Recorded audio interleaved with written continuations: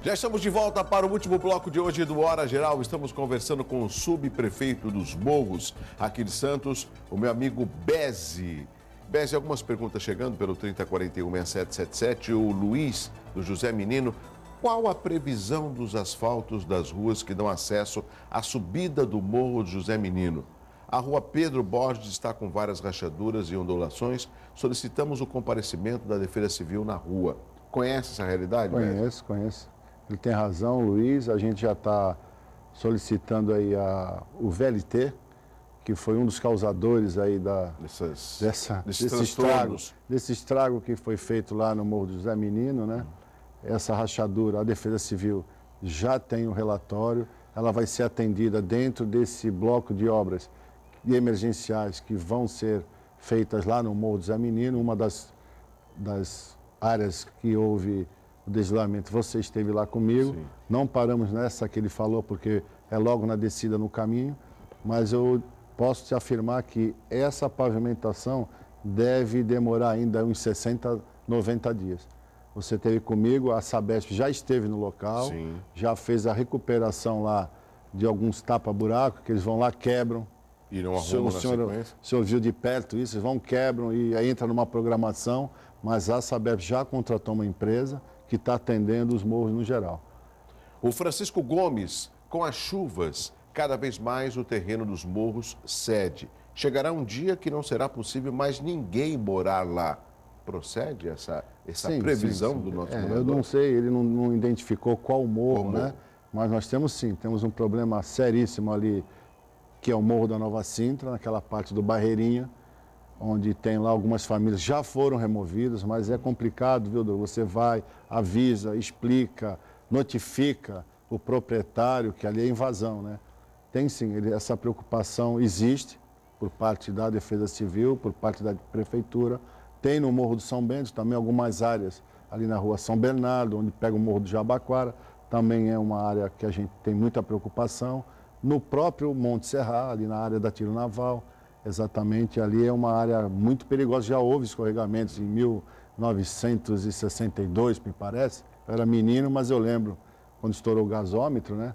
Foi ali 63. 63, ali houve um escorregamento, onde tinha a vulcanizadora, né? Você lembra? Onde teve lá uma catástrofe muito grande. Então, existe sim essa preocupação de movimentos complicar a vida dessas pessoas. Você sabe, Beze, eu tenho um amigo, acredito que seja um amigo em comum nosso, que é o Luiz Cabeça. Sim. Que ele tem uma associação lá dos Movimento de Moradias. Movimento de Moradias, que eu sempre, quando posso, eu estou lá conversando com ele, com algumas pessoas.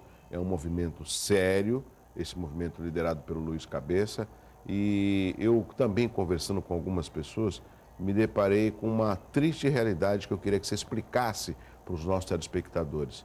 Tive a oportunidade de levar numa dessas reuniões o Silvio, da Caixa Econômica Federal, porque existem pessoas que chegam a pagar entre aluguel e aluguel de chão algo em torno de 600, 800 reais, que é um valor que poderia ser pago por um financiamento.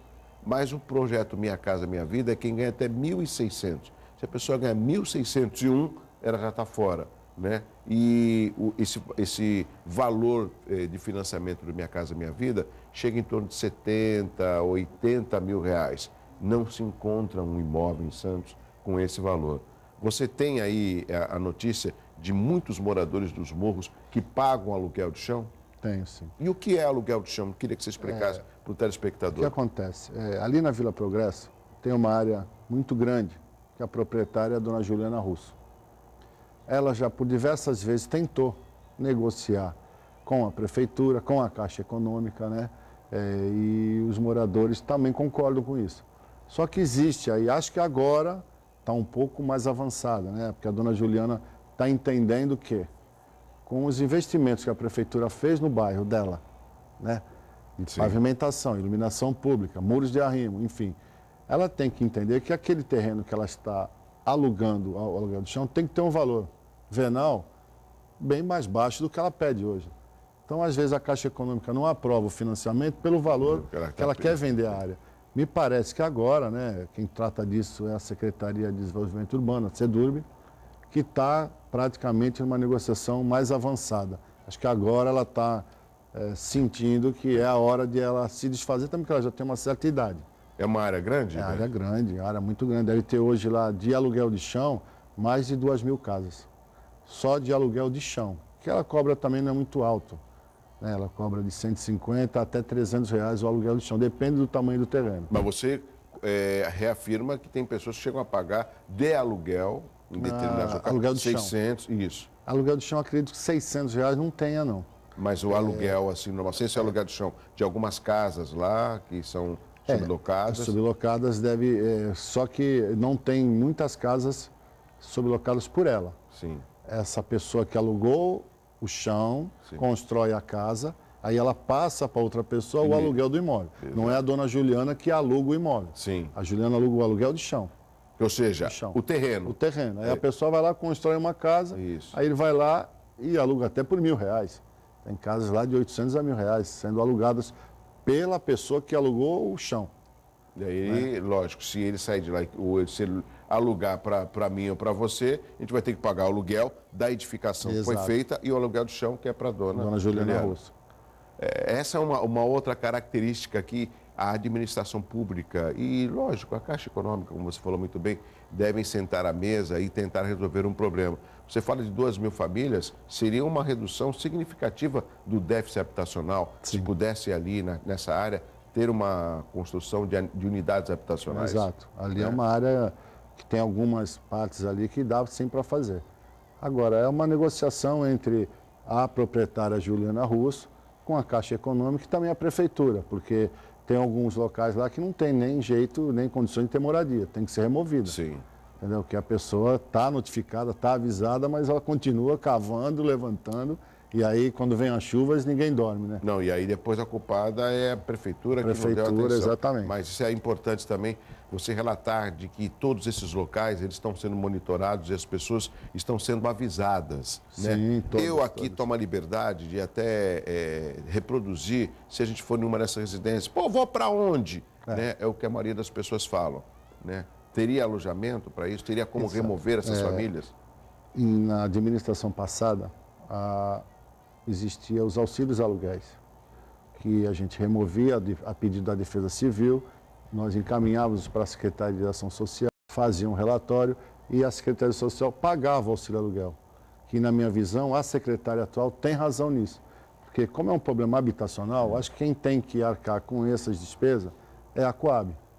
Né? Mas a Coab não atendia, aí a SES atendia. E hoje a gente não está mais tendo esse tipo de benefício. Hoje nós temos lá 3 alojamentos que foram construídos para remover as famílias, né, que fica lá no alto da Vila Progresso, e aí a gente remove, põe no alojamento e a construção desses apartamentos vai dar um pouco, vai dar para a gente respirar um pouco, né? De pelo menos as pessoas que estão no auxílio aluguel e estão nos alojamentos, estão ali, vão para esses apartamentos, abrindo vaga para poder remover outras famílias para esses alojamentos. Bessi, o Augusto Silveira faz a seguinte pergunta: você comentou sobre as famílias que saem dos morros e vão para os conjuntos habitacionais e acabam não pagando as prestações e voltam para os morros. Há algum projeto para a capacitação profissional dessas famílias de baixa renda? Oportunidade de trabalho nós já estamos dando há 18 anos. Eu lá na regional sempre acostumei a trabalhar assim. Nas obras que a gente executa nos morros, a gente absorve a mão de obra local. Só que algumas pessoas não têm essa capacitação, né? Existem alguns cursos que são oferecidos, mas não tem assim, a vontade, as pessoas não têm muita vontade de aprender. Dificilmente a gente consegue, nesses cursos, lá nos morros, absorver alguém que possa ir para o trabalho, né? Na Zona Noroeste tem também vários cursos de elétrica, hidráulica, pedreiro. Agora, o que precisa realmente nos morros é uma escola de preparação para essas pessoas. Curso profissionalizante. Curso profissionalizante. Tem uma proposta aí que o prefeito está analisando de poder construir ali, próximo da Escola Terezinha, um complexo para a gente poder fazer esse treinamento. Beze, é muito rápido, vou dar 1 minuto para você. O que muda de regional para subprefeitura, para o nosso telespectador entender? Então, o prefeito, rapidamente, aí, em 3 anos, ele percebeu que as regionais já eram subprefeituras. Na época do Thelma de Souza, Davi Capristano. Com a mudança, virou departamento. Nós perdemos um pouco a força junto aos orçamentos financeiros, né? Porque às vezes a gente tem que ter o recurso na noção para a gente saber o que vai atender a comunidade. A comunidade chega lá, pede, a gente fica dependendo, né, de uma aprovação de secretário de Serviços Públicos, hoje, que era antigamente Secretaria de Governo, mas o Russo sempre foi prontamente comigo, principalmente, atencioso nessa parte de atender, fazer, acontecer. Mas a gente precisa ter mais autonomia junto às outras secretarias, né, para poder rapidamente atender a comunidade que fica ansiosa. Bate lá na porta, a gente fica esperando uma decisão da Prodesan, da secretaria tal, para poder fazer o trabalho.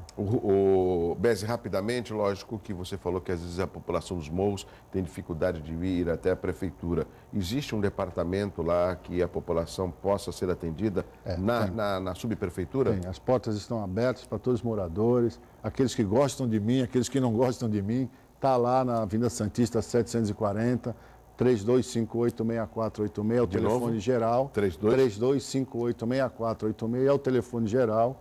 E tem lá o 3258-5111, que também é um telefone aberto para toda a comunidade. E repito para você, lá não existe essa coisa, o Beze não gosta de mim, está lá todo mundo. Quando não dá para atender, tem que ter a paciência, né, Douglas? Porque não dá para a gente atender tudo rapidamente, como eles esperam. Até porque o Beze já alcançou a maioridade, né? Já está lá há 18 anos. 18 anos. Já tem uma responsabilidade sobre os morros, né? Verdade. Beze, muito obrigado pela sua participação, parabéns pelo trabalho. Eu que agradeço, senhor, mais uma vez, agradeço aí a TV Santa Cecília pela oportunidade e me coloco à disposição a hora que for para a gente explicar. Continua mais um pouco aqui com a gente, tá? Fica à vontade. Parabéns para o Fábio Branco, o Alain Ferreira Siqueira, o Paulinho Pestana, Dilma Machado Neto, o Rodolfo Tadeu Reis, o Fausto Júnior, o Adilson Santos, a Rosana Santiago, Marcelo Pedroso e o Márcio Harrison, hoje completando mais um ano de vida.